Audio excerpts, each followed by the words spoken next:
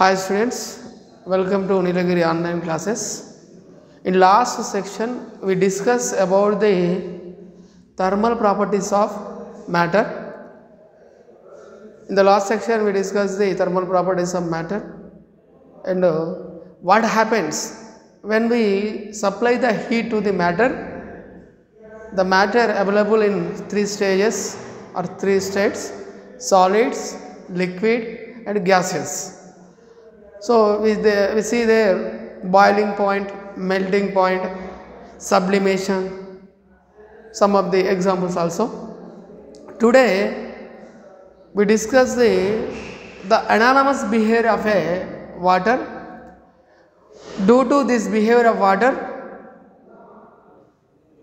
rivers and lakes and seas having water. So what is the anomalous behavior of water? See, generally we heat the substance or we take ice at 0 degree Kelvin, in state is solid state. When I heat ice, it converts into liquid or water, that means liquid state.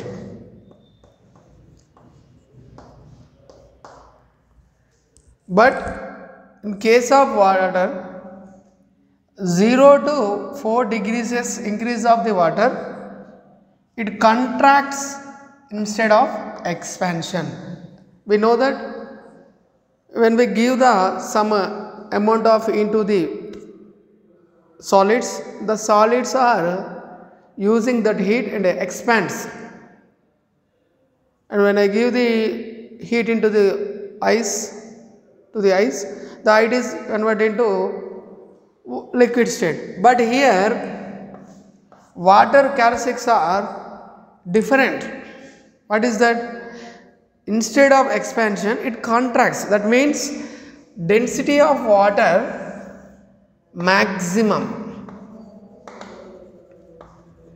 at 4 degrees Celsius. That's why the rivers and lakes and aquatic animals are living under the water surfaces. So this anomalous behavior advantage to the us. We see the water in lakes, in rivers and seas. Otherwise this property, the total water evaporated from that lakes, rivers and seas, and all planets and animals are no live. అయితే మనం సాధారణంగా ఏదైనా ఒక పదార్థానికి ఉష్ణాన్ని ఇచ్చినట్లయితే ఆ పదార్థం ఉష్ణం వలన ఆ పదార్థం వ్యాకోచిస్తుంది అని చెప్తాం అన్నట్టు.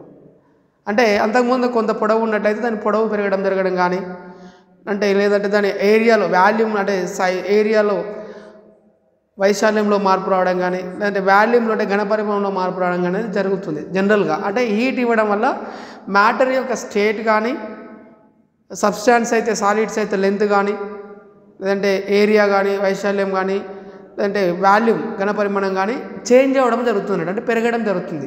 కానీ మరి అలాంటి మనం నీరుకు తీసుకున్నట్లయితే మరి సాధారణంగా నీరు అనేది 0 డిగ్రీ వద్ద ఐస్ గాను మంచు గాను, మరి 0 నుండి 4 డిగ్రీ వరకు టెంపరేచర్ పెంచుతుంటే అది వాటర్గా కన్వర్ట్ కావాలి. కానీ అలా కాకుండా అది ఎక్స్పాన్షన్ కాకుండా ఏమవుతుందంటే 0 నుండి 4 డిగ్రీ వరకు అది ఇంకా దగ్గరగా పోయి మెల్ట్ అవుతుంది అన్నట్టు.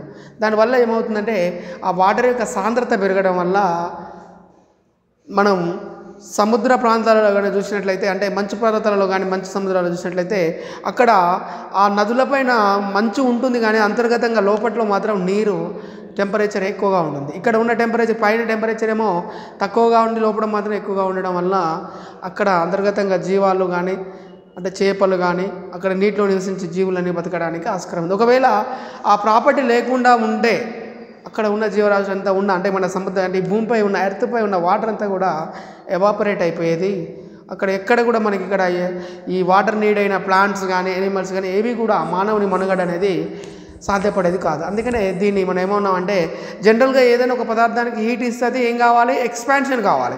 కానీ వాటర్ మాత్రం 0 నుండి 4 డిగ్రీ వరకు అలా ఎక్స్పాన్షన్ కాకుండా ఏమవుతుంది, కాంట్రాక్ట్ అవుతుంది, అంటే సంకోచిస్తుంది. ఆ సంకోచించే ధర్మం వలనే ఈరోజు మనకు సముద్రాలలో, నదులలో కానీ తర్వాత మన సరస్సులలో కానీ నీరు ఉండడానికి గల కారణం అవుతుంది. అదేవిధంగా అందులో ఉన్న నీటి జలరాశులకు కానీ జీవనానికి ముఖ్య ఆధారంగా ఉంటుంది ఈ బిహేవియర్ వల్ల. కాబట్టి దీన్ని మనం enormous behaviour of A water అని చెప్పడం జరుగుతుంది. దాని యొక్క అడ్వాంటేజ్ కూడా డిస్కస్ చేసాము. తర్వాత మరి హీట్ అనేది మనం అనుకున్నాం, heat is a one form of the energy, it transfer from one place to another place. మరి ఎక్కడి నుండి ఇక్కడికి వెళ్తుంది సార్ హీట్ అంటే, మనం ఒక హాట్ బాడీ తీసుకుందాం, ఇక్కడ ఒక కోల్డ్ బాడీ ఉంచాము. మరి హాట్ బాడీ అంటే ఏంటిది, ఇక్కడ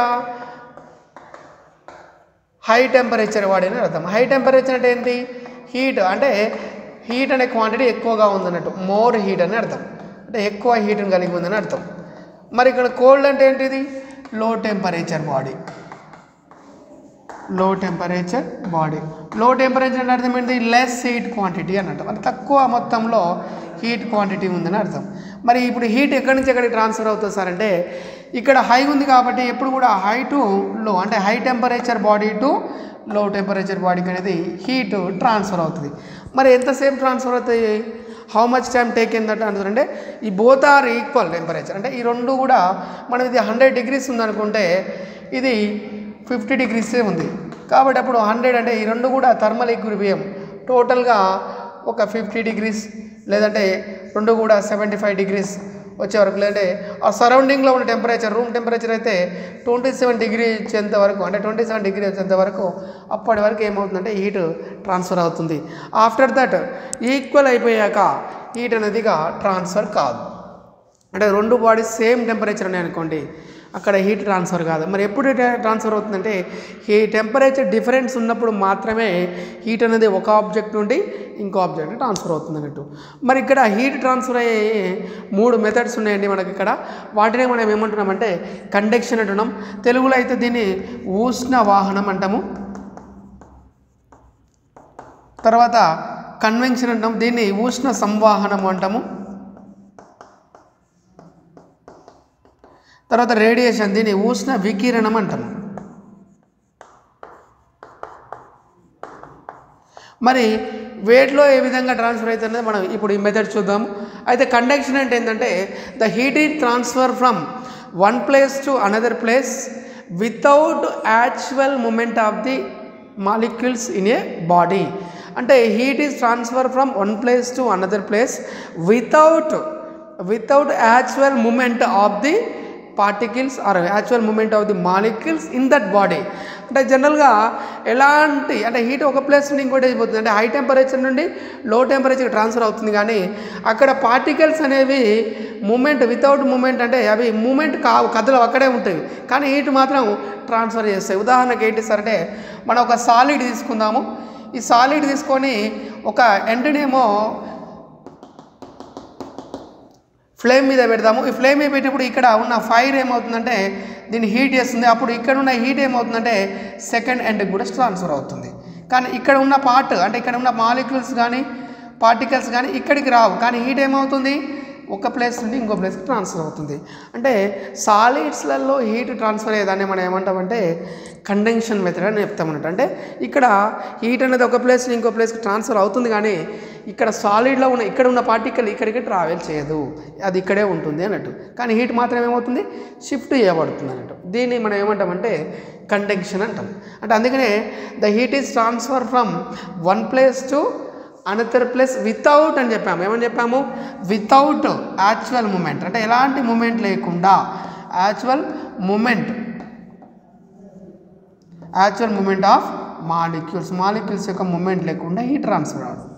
తర్వాత నెక్స్ట్ ఏంటి సార్ అంటే ఉష్ణ సంవహనాన్ని ఏమంటామంటే కండక్షన్ అంటాం ఇంగ్లీష్లో. అంటే ఉష్ణం అనేది ఒక ప్రదేశం నుండి ఇంకో ప్రదేశానికి ఆ పదార్థం గుండా అని ఏ పదార్థం గుండా అయితే ప్రయాణిస్తుందో ఆ పదార్థం యొక్క కణాల చలనం అంటే నిజమైన కణాల యొక్క చలనం లేకుండా ఒక ప్రాంతం నుండి ఇంకో ప్రాంతానికి ప్రయాణం చేస్తుంది. దాన్ని మనం ఏమంటామంటే ఉష్ణ సంవాహనం అంటాం. ఇక తర్వాత వచ్చేసి మనకు కన్వెన్షన్. ఏంటి సార్ కన్వెన్షన్ అంటే దీన్ని తెలుగులో ఉష్ణ సంవాహనము. సంవాహనం అంటే తనతో పాటు తీసుకుపోవడం. అంటే ఇక్కడ మాలిక్యూల్స్ కూడా మోషన్లో ఉంటాయి, అంటే with movement of the molecules, అంటే మాలిక్యూల్స్ కూడా మోషన్లో ఉంటాయి. మరి ఇక్కడ మన ఉదాహరణకు మాలిక్యూల్స్ మోషన్లో ఉన్నాయంటే మనకు సమ్మర్లో మనకు ఏమైందంటే ట్రైడ్ విండ్స్ వస్తాయి, అంటే ఉష్ణగాలులు వస్తుంటాయి. తర్వాత సముద్రం దగ్గర ఉన్నట్టు సీ దగ్గర కూర్చున్నట్టయితే అక్కడి నుంచి ఏమవుతాయంటే సీ బ్రీజర్ విండోస్ వస్తాయి. అక్కడ ఏమవుతుందంటే మనకు దాంతోపాటు హెయిర్తో పాటు ఏమొస్తుంటే ఆ ఎయిర్లో లిక్విడ్ కూడా వచ్చేస్తుంది, అంటే వాటర్ కూడా వచ్చేసి మనం తాగినప్పుడు చల్లగా అనిపిస్తుంది. అంటే అక్కడ హీట్ అనేది ఎలా ట్రాన్స్ఫర్ అవుతుందంటే యాక్చువల్ మూమెంట్ ఏవైతే ట్రాన్స్ఫర్ మెటీరియల్ తీసుకున్నామో ఆ మెటీరియల్తో పాటు ఆ మాలిక్యూల్స్ కూడా హీట్ని ట్రాన్స్ఫర్ చేసుకుంటూ వెళ్తాయి. దానికి మన ఉదాహరణ ఏం చెప్పుకుంటే సీ బ్రీజ్ ఒకటి ట్రైడ్ విండోస్ అని చెప్తాం. అంటే ట్రైడ్ విండో అంటే మనం సుడిగాలులు అని చెప్పొచ్చు. సుడిగాలు అంటే గాలితో పాటు ఏమొస్తుంది అక్కడి నుంచి మనకు హీట్ అనేది ట్రాన్స్ఫర్ అవుతుంది అన్నట్టు. ఆ మాలిక్యూల్స్ తగ్గగానే మనకు వేడిగా అనిపిస్తుంది సమ్మర్ సీజన్లో అయితే. ఇలా జరిగితే అంటే actual movement of the molecules ద్వారా హీట్ ట్రాన్స్ఫర్ అవుతుంది అని ఏమంటామంటే మనం కన్వెన్షన్ అంటాం. ఈ తర్వాత చివరిది ఏంటి సార్ అంటే రేడియేషన్. మరి ఈ రేడియేషన్కి మీడియా అవసరం లేదు. పై రెండు మెథడ్స్కి మీడియా ఉండాలి, మాలిక్యూల్స్ ఉండాలి. కానీ ఇక్కడ మీడియా అవసరం లేదు, మాలిక్యూల్స్ అవసరం లేదు. ఎలాంటి మీడియా లేకుండా మనకు హీట్ అనేది ట్రాన్స్ఫర్ అయ్యే మెథడ్ని మనం ఏమంటామంటే రేడియేషన్ మెథడ్ అంటాం. మరి ఈ మెథడ్ మనం రోజువారీగా చూస్తూనే ఉంటాం. We see in our daily life. What is that? The sun rays coming from the enter in to the earth. అంటే భూమి మీద అంటే సూర్యుని నుండి వచ్చే the rays are coming from sun to earth. సూర్యుని నుండి వచ్చే వికిరణాలు అంటే సూర్యుని వచ్చే సూర్యరశ్మి ఏవైతే ఉందో మనకు అదంతా కూడా ఏ ఫామ్లో వస్తుంది సార్ అంటే రేడియేషన్ వస్తుంది. ఇక్కడ మనం అనుకున్నట్లయితే మన ఎర్త్ అట్మాస్ఫియర్లో కొంత పరిధి వరకు మాత్రమే ఎయిర్ అనేది కానీ డస్ట్ పార్టికల్స్ కానీ ఉంటుంది. ఆ తర్వాత అంతా కూడా ఎంటీ స్పేస్, వ్యాక్యూమ్ అన్నట్టు, అంటే ఖాళీ ప్రదేశం అన్నట్టు. అక్కడ ఎలాంటి ఎయిర్ ఎలాంటి డస్ట్ పార్టికల్స్ ఉండవు. కాబట్టి మరి మనకు భూమికి సూర్యునికి దాదాపుగా 15 లక్షల కిలోమీటర్ల దూరంలో ఉన్నప్పటికీ ఎలాంటి మీడియా లేకుండా సన్ నుండి మనకేమవుతుందంటే సన్ రేస్ అనేవి భూమిని చేరడం జరుగుతున్నట్టు. అంటే ఆ ఏ మెథడ్లో జరుగుతున్నాయి అంటే ఎలా ట్రాన్స్ఫర్ అవుతుంది అక్కడ నుంచి సన్ రైజ్ ద్వారా మనకి హీట్ ఎట్లా గెయిన్ అవుతున్నామంటే ఈ రేడియేషన్ ఫామ్లో అవుతున్నాం. దీన్ని ఉష్ణ వికిరణం అంటాం. అంటే భూమికి సూర్యునికి మధ్య దాదాపుగా 1,00,000 కిలోమీటర్ దూరం ఉన్నప్పటికీ మరి సూర్యుని నుండి వచ్చే సూర్యరశ్మి అంటే సూర్యకిరణాలు అనేవి ఉష్ణాన్ని కలిగి ఉంటాయి, టెంపరేచర్ అంటే హీట్ని కలిగి ఉంటాయి. కాబట్టి ఆ హీట్కి ఎలాంటి యానకం అవసరం లేకున్నా కూడా అవి భూమిని చేరగలుగుతున్నాయి. కాబట్టి ఏ పద్ధతిలో చేరుతున్నాయి అవి అంటే మనకు రేడియేషన్ అంటాం. దీన్ని తెలుగులో అయితే ఉష్ణ వికిరణ పద్ధతిలో చేరుతున్నాయని చెప్పవచ్చు. తర్వాత మనం జనరల్గా మన ఇళ్ళల్లో కానీ క్లాస్ రూమ్లో అబ్జర్వ్ చేస్తే మీ ఇళ్ళల్లో కానీ చూడండి ventilators provide just below of the roof. అంటే గది యొక్క నిర్మాణం అంటే గది యొక్క కప్పు భాగానికి కొంత దగ్గరలోనే కింది భాగంలోనే ఆ వెంటిలేటర్స్ అనేవి ఉంటాయి. మరి వెంటిలేటర్స్ కింది భాగంలో పై భాగంలో ఉండి విండోస్ ఎందుకు కింది డౌన్ అండర్లో ఉంటాయని అంటే జనరల్గా ఇక్కడ కాన్సెప్ట్ ఏంటంటే మనం హీట్ జనరేట్ అవుతుంటే మనం బ్రీతింగ్ చేస్తున్నప్పుడు మన బ్రీత్ వలన ఏమవుతుందంటే హెయిర్ హీట్ అవుతుంది. మరి హీట్ అయిన హెయిర్కి డెన్సిటీ తక్కువ. హీట్ అయిన హెయిర్కి ఎందుకంటే హాట్ హెయిర్కి డెన్సిటీ తక్కువ. కాబట్టి డెన్సిటీ తక్కువ అంటే అది ఈజీగా మూవ్ అవుతుంది అర్థం. అంటే హాట్ ఎయిర్ అనేది ఈజీగా మూవ్ అవుతుంది కాబట్టి మనం బ్రీత్ చేసినప్పుడు ఆ హీట్ ఎయిర్ అంతా కూడా మూవ్ అయ్యి అవుట్ సైడ్ వెళ్ళిపోవాలి. అవుట్ సైడ్ వెళ్ళిపోవాలంటే సరౌండింగ్స్ కూల్గా ఉన్నప్పుడు అక్కడికి వెళ్ళిపోతుంది. కాబట్టి మనం ఏం చేస్తామంటే హాట్ ఎయిర్ ఎస్కేప్ కావడానికి మనం ventilators provide just below of the roof పెడతామండి. అంటే ఎందుకంటే అంటే వేడి గాలిని వెళ్ళిపోవడానికి గది నిర్మాణంలో కప్పు కింది భాగాన్ని వెంటనే మనం ఏం పెడతామంటే వెంటిలేటర్స్ పెడతామన్నట్టు. అందుకనే ఎందుకు మరి వేడి గాలి మాత్రమే పైకి పోతుంది, చల్లటి గాలి ఎందుకు రూమ్లో ఎంటర్ అవుతుందంటే వేడి గాలికి ఏమవుతుంది డెన్సిటీ తక్కువ, హాట్ ఎయిర్కి డెన్సిటీ తక్కువ. అంటే డెన్సిటీ తక్కువ అంటే ఫ్రీనెస్ ఎక్కువ ఉంటుంది అన్నట్టు. ఇక్కడ గ్యాస్ మాలిక్యూల్స్ ఫ్రీగా ర్యాండమ్ మోషన్ ఉంటాయి కాబట్టి ఈజీగా ఎస్కేప్ అవుతాయి. మరి చల్లటి గాలి ఏముంటుంది తేమ ఉంటుంది కాబట్టి అది ఏమవుతుంది కొంత వెయిట్ అయిపోయి అంత ఈజీగా మూవ్ కాకుండా మళ్ళీ అది హీట్ కాగానే మళ్ళీ వెళ్ళిపోతుంది. అందుకని మనం హాట్ ఎయిర్ ఎస్కేప్ కోసం వెంటిలేటర్స్ని keep just below of the roof. తర్వాత మనం గమనిస్తూ ఉంటే రైల్వే ట్రాక్స్ చూస్తాము. మరి రైల్వే ట్రాక్స్లలో కూడా అక్కడక్కడ వేస్తే 2 రైల్వే ట్రాక్స్ల మధ్య కొంత గ్యాప్ వదిలిపెట్టడం జరుగుతుంది జాయింట్ చేయకుండా. ఎందుకు మరి ఆ గ్యాప్ వదిలిపెడతారంటే మనం ఆల్రెడీ చెప్పుకున్నాం, సాలిడ్స్కి హీట్ ఇస్తే అవి ఏమవుతాయంటే ఎక్స్పాండ్ అవుతాయి. అందుకనే సమ్మర్లో రైల్వే ట్రాక్స్ ఏమవుతాయంటే ఆ హీట్ వలన ఏమవుతుంటే ఎక్స్పాండ్ అయ్యి ఆ గ్యాప్ని ఫిల్అప్ చేస్తాయన్నట్టు. అంటే లీనియర్ ఎక్స్పాన్షన్ అని చెప్తాం. సాలిడ్స్కి ఏమని చెప్తామండి? లీనియర్ అంటే పొడవు పెరుగుతుందని అర్థం, లీనియర్ ఎక్స్పాన్షన్. అందుకనే why the gaps left between the 2 railway tracks మధ్య ఎందుకు గ్యాప్స్ని వదిలేస్తారని మనకు అడగడం జరుగుతుంది question. To allow the linear expansion in సమ్మర్లో సాలిడ్స్ ఏమవుతాయంటే సమ్మర్లో మనకి టెంపరేచర్ ఎలా ఉంటుంది? హై ఉంటుంది. కాబట్టి ఏవైనా సాలిడ్స్ ఏమవుతాయి? ఎక్స్పాన్షన్ అవుతాయి. అందుకోసమే ఆ రైల్వే ట్రాక్స్ మధ్య గ్యాప్స్ వదిలిపెట్టడం జరుగుతుంది అన్నట్టు లీనియర్ ఎక్స్పాన్షన్ కోసం. ఇట్లా మనకు వెంటిలేటర్స్ ఎందుకు ప్రొవైడ్ చేయాలి రూమ్లో, తర్వాత ఎందుకు రైల్వే ట్రాక్స్ మధ్య గ్యాప్స్ ఇవ్వాలి అనే అంశాలని కూడా నేర్చుకుంటాం. తర్వాత why the buildings paint with white paint, ఎందుకు మరి వైట్ కలర్తో మాత్రమే బిల్డింగ్స్ని పెయింట్ చేస్తారు సమ్మర్లో, other than black colour, other colours ఎందుకు అలా కాదంటే white colour is a good reflector to the rays. అంటే సన్లైట్ కానీ మనకి ఎలాంటి థర్మల్ రేడియేషన్ కానీ వైట్ కలర్ అనేది గుడ్ రిఫ్లెక్టర్, అంటే అబ్జర్వ్ చేసుకోదు హీట్ని, వెంటనే ఆల్ డైరెక్షన్లో రిఫ్లెక్ట్ చేస్తుంది. కాబట్టి మనం రూఫ్స్ కానీ సర్ఫేసెస్ కానీ ఏం చేస్తామంటే ఈ వైట్ పెయింట్తో అంటే వైట్ కలర్ పెయింట్తో చేయడం వల్ల మనకు సమ్మర్లో సన్ రైజ్ ఇన్సిడెంట్ అయినప్పుడు ఆ లైట్ అబ్జర్వ్ చేయకుండా ఆయన హీట్ని అబ్జర్వ్ చేసుకోకుండా రిఫ్లెక్ట్ చేస్తుంది. కాబట్టి రిఫ్లెక్ట్ అవ్వడం వల్ల అన్ని డైరెక్షన్లో పోయి దాని ఇంటెన్సిటీ తగ్గిపోతుంది. అందుకనే మనకు ఇల్లు అనేది వైట్ పెయింట్ అంటే కూలింగ్స్ ఉన్నామంటాం మనం జనరల్గా అయితే, ఆ కూలింగ్స్ ఉండడం వల్ల అడ్వాంటేజ్ ఇది అన్నట్టు. ఎందుకంటే ఆ వైట్ వాడడం వల్ల ఆల్ డైరెక్షన్ రిఫ్లెక్ట్ దాని ఇంటెన్సిటీ తగ్గిపోతుంది, టెంపరేచర్ ఇంటెన్సిటీ. ఇట్లా మనం వైట్ పెయింట్స్ని రూఫ్లలో కానీ సర్ఫేస్ని చేయడానికి కానీ వాడతాం. తర్వాత at the same time white colour is a bad conductor of heat, అంటే హీట్ని తనకుండా పోనీయదు కాబట్టి ఆల్ డైరెక్షన్ రిఫ్లెక్ట్ చేస్తుంది. కాబట్టి బ్యాడ్ కండక్టర్ అన్నాం కాబట్టి ఎలో చేయదు అన్నట్టు, హీట్ ఎలో చేయదు. కాబట్టి దాని కింద ఉన్న అంటే ఏరియా అంతా సర్ఫేస్ అంతా కూడా ఎలా ఉంటుంది? కూల్గా ఉంటుంది అన్నట్టు. ఇట్లా మనం ఈ అంశాలని థర్మోడైనమిక్స్ అంటే థర్మల్ ప్రాపర్టీ ఆఫ్ మ్యాటర్స్లో నేర్చుకున్నాం. తర్వాత న్యూటన్స్ అనే సైంటిస్టు మనకు తెలుసు ఆల్రెడీ. మరి న్యూటన్స్ అనే సైంటిస్ట్ ఏం చెప్పాడంటే ఒక హాట్ బాడీని కీప్ ఇన్ సరౌండింగ్, ఒక హాట్ బాడీని ఒక సరౌండింగ్లో పెట్టాం. మరి ఈ హాట్ బాడీ నుండి హీట్ ఏమవుతుందంటే కంటిన్యూస్గా లాస్ అవుతూ ఉంటుంది. అది ఎవరు అబ్జర్వ్ చేసుకుంటారంటే ఈ సరౌండింగ్ అబ్జర్వ్ చేసుకుంటాయి. ఆ అబ్జర్వ్ చేసుకునే రేట్ ఆఫ్ అంటే హీట్ లాస్ అయ్యే రేట్ ఏ విధంగా ఉంటుంది అంటే ఆ హాట్ బాడీ యొక్క నేచర్ అంటే హాట్ బాడీ యొక్క టెంపరేచరు తర్వాత దాని చుట్టూ ఉన్న సరౌండింగ్ యొక్క టెంపరేచర్ మీద డిపెండ్ అవుతుందని న్యూటన్ చెప్పడం జరిగింది. అంటే సింపుల్గా మనం అడ్మినిస్ట్రేట్ చేసుకోవాలంటే ఒక సాసర్లో కప్పు అంటే ఒక టీ కప్ ఉంది, టీ బాగా హీట్ ఉంది, ఆ టీ తీసుకొచ్చి మన రూమ్లో పెట్టినప్పుడు కానీ అది ఎంత టైంలో కూల్ డౌన్ ఉంది అబ్జర్వ్ చేయండి. అదే టీ తీసుకెళ్ళి మనం చల్లని ప్రదేశాల్లో పెడితే ఎంత టైంలో కూల్ అవుతుంది. అదే టీ తీసుకెళ్ళి ఫ్రిడ్జ్లో పెడితే అది ఎంత టైంలో తన హీట్ని లాస్ అవుతుంది. అంటే మనం గమనిస్తే ఫ్రిడ్జ్లో పెట్టిన టీ తొందరగా చల్లారుతుంది because of fridge temperature and hot body temperature difference more ఎక్కువగా ఉంటుంది. అంటే అక్కడ ఫ్రిడ్జ్ చాలా కూల్గా ఉంటుంది కాబట్టి హీట్ అనేది తొందరగా లాస్ అవడానికి ఉంటుంది. అదే సరౌండింగ్ తీసుకున్నట్లయితే సమ్మర్లో almost room temperature T temperature equal ఉంటుంది కాబట్టి అది తొందరగా చల్లారడానికి హీట్ లాస్ అవ్వడానికి ఎక్కువ టైం పడుతుంది.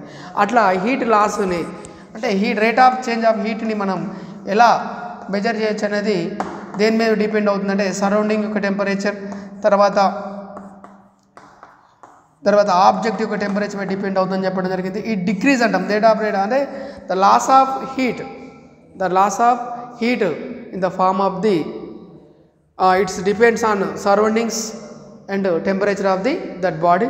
మరి నెక్స్ట్ క్లాస్లో ఈ న్యూటన్ లాస్ యొక్క అప్లికేషన్స్ ఏ విధంగా మనం న్యూటన్ లాస్ని ఉపయోగించుకొని మనం ఎక్కడ వాడుకుంటాం యూటిలైజ్ చేస్తామన్నది నేర్చుకుందాం. అంతవరకు ఓకే రైట్.